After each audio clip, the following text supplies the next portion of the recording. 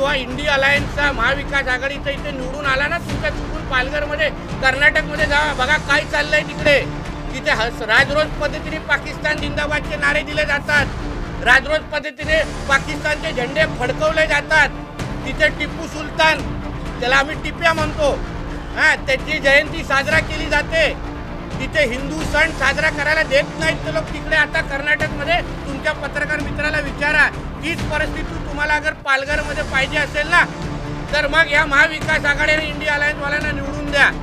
तुम्हाला हिंदू म्हणून, भारतीय म्हणून, एक राष्ट्रीय भक्त म्हणून, राष्ट्राला प्रेम करणारा नागरिक म्हणून अगर तुम्हाला भारतामध्ये राहायचं असेल, तुम्हाला तुमच्या सणासुदी मग गणपती, हनुमान जयंती, राम जयंती हे सगळं साजरा करायचं असेल ना मग डॉक्टर सावरांच्या समोर मतदान करा आणि मग अनुभव घ्या। तो मैं बोला ना कि हिंदू समाज ने भी अपनी ताकत दिखानी चाहिए अभी। हम ये नहीं चाहते कि पोलराइजेशन हो, मगर फिर फतवे क्यों निकाले जा रहे?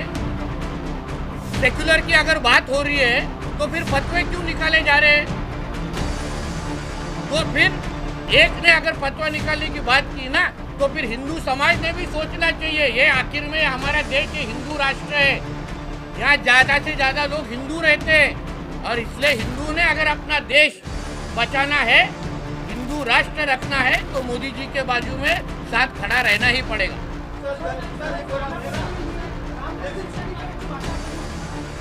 अहो ज्या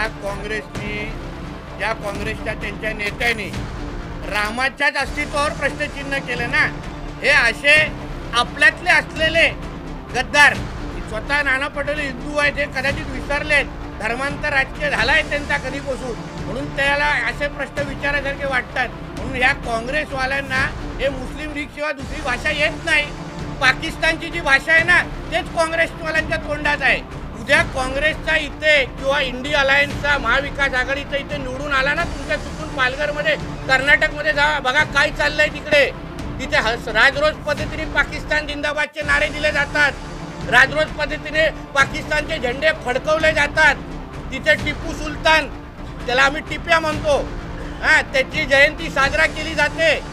तिथे हिंदू सण साजरा करायला देत नाहीत ते लोक तिकडे। आता कर्नाटकमध्ये तुमच्या पत्रकार मित्राला विचारा, हीच परिस्थिती तुम्हाला अगर पालघरमध्ये पाहिजे असेल ना तर मग या महाविकास आघाडी आणि इंडिया अलायन्सवाल्यांना निवडून द्या। तुम्हाला हिंदू म्हणून, भारतीय म्हणून, एक राष्ट्रीय भक्त म्हणून, राष्ट्राला प्रेम करणारा नागरिक म्हणून अगर तुम्हाला भारतामध्ये राहायचं असेल, तुम्हाला तुमच्या सणासुदी मग गणपती, हनुमान जयंती, राम जयंती हे सगळं साजरा करायचं असेल ना मग डॉक्टर सावरांच्या समोर मतदान करा आणि मग अनुभव घ्या।